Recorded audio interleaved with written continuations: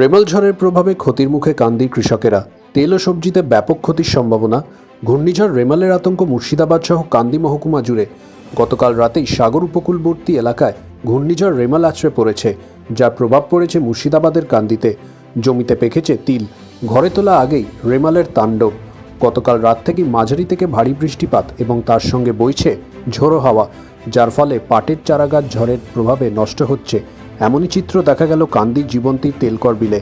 যদিও আবহাওয়া বিভাগ থেকে আগেই সতর্কবার্তা দেওয়া হয়েছিল।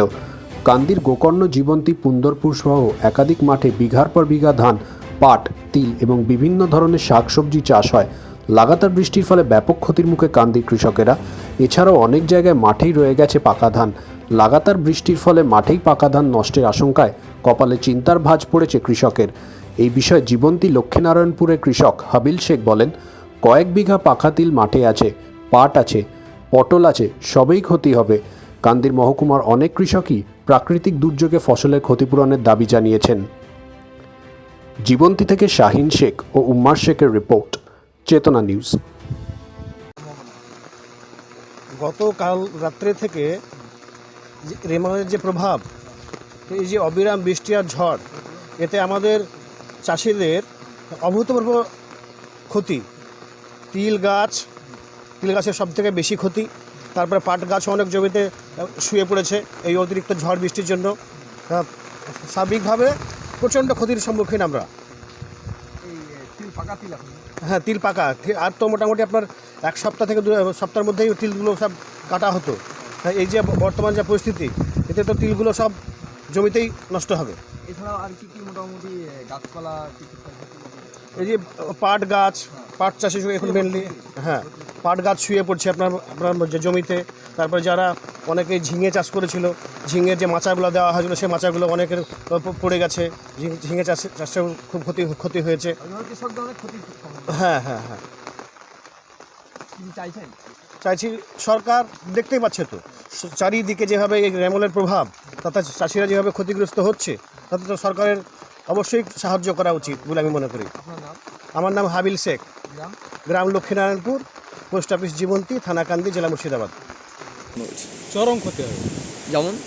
যেমন পাট, দেখেন তিল মিল যত চাষিদের যা ছিল সব এখন এত ভর্তি, মানে পানিতে আর এত ঝড়ে সব সাক্ষী ফেলে দিচ্ছে। ক্ষতি হবে তো, চরম ক্ষতি। মানে এই বৃষ্টি আরও যদি বাড়ে তাহলে আরও ক্ষতি হবে। কি চাইছেন? যাতে এই বিষয়ে যেন আমাদের সরকার দেখে।